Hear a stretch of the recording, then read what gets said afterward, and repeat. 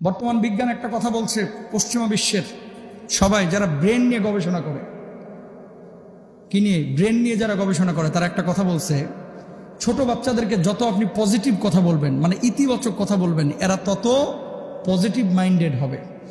আর যত আপনি নেগেটিভ কথা বলবেন, খালি না এটা করিস না, ওটা করিস না, ওটা করিস না, ওটা ধরিস না, ওটা বলিস না, এরকম আছে না কিছু লোক সারাক্ষণ খালি স্যাপস্যান করতে থাকে সারাক্ষণ। যারা এই কাজগুলো বেশি করে, এদের বাচ্চা কাচ্চাগুলো পরবর্তীতে নষ্ট হয় বেশি। নাউজুবিল্লাহ বলেন। আমার নবী ছিলেন বাচ্চাদেরকে কখনো ওই যে প্রহার করেন নাই। এই যে মুরব্বীরা আপনারা এখনো আছেন এরকম, যে হুজুর গোশতগুলো আপনার, হাড্ডি আমার, হাফেজ আপনারা বানাইতেই হবে, মারিয়ালান পিডা, খবরদার বাচ্চাকে এরকম বলবেন না, ইনশাল্লাহ বলেন। আর হুজুরদেরকেও বলবো, মাদ্রাসায় যে সমস্ত হুজুর বাচ্চাদেরকে পিটাই, ও হুজুর হওয়ার যোগ্য না, ইমাম খতিব হওয়ার যোগ্য না। কথা বলেন ঠিক না? কোথায় পাইছো মিয়া বাচ্চাদেরকে এভাবে মারা? শাসনের কথা আছে কিন্তু জুলুম না। কোথায় পেয়েছো এগুলো? ভণ্ডামি।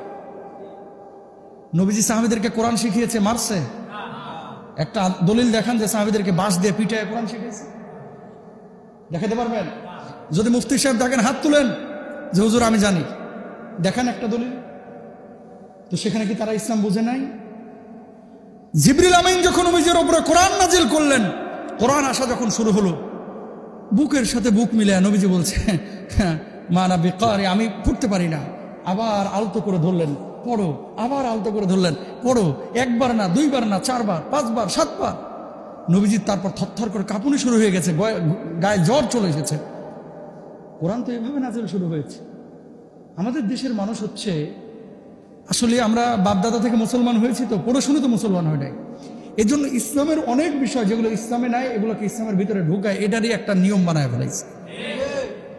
বাবা, আপনার ছেলে হাফেজ হতে পারলে আলহামদুলিল্লাহ, ভালো।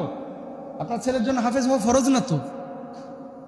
মৌলিক জ্ঞান শেখানো, ইসলামে আইন শেখানো, ইসলামের ফরজে আইন যে বিষয়গুলো, মৌলিক জ্ঞান, কিভাবে নামাজ পড়বে, রোজা করবে, দিন ফলো করবে, সুদ ঘুষ থেকে বেঁচে থাকবে, হালাল জীবনযাপন করবে, এটা হচ্ছে ফরজে আইন। এটা কি ফরজে আইন? হাফেজ বানানো ফরজে আইন না।